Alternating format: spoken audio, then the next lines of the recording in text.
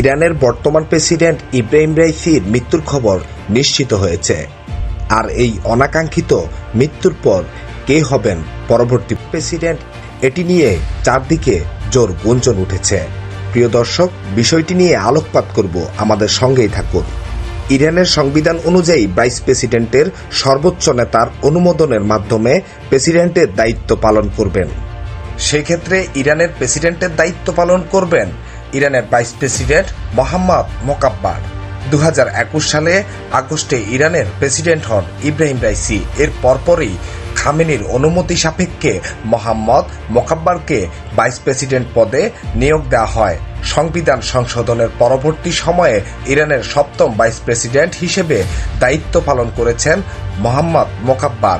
তবে হেলিকপ্টার দুর্ঘটনায় president Raisi নিহত হওয়ার সংবাদে এমন প্রশ্ন উঠেছে, কে হবেন ইরানের প্রেসিডেন্ট।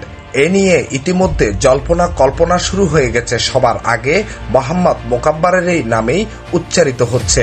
ইরানের সংবিধান অনুযায়ী ক্ষমতাসীন প্রেসিডেন্ট মারা গেলে বা কোনো কারণে দায়িত্ব পালনে সক্ষম না হলে রাষ্ট্র পরিচালনার দায়িত্ব নেবেন ভাইস প্রেসিডেন্ট।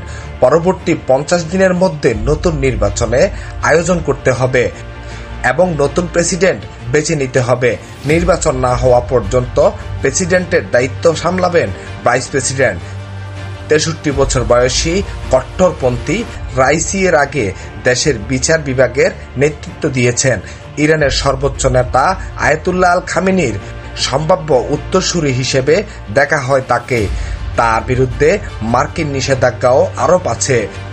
রাইসি এবং মোকাব্বারের শাসনামলে ইরান পর্যাপ্ত ইউরেনিয়াম সমৃদ্ধ করেছে, যার মাধ্যমে নিউক্লিয়ার অস্ত্র অনেকগুলো তৈরি করা সম্ভব।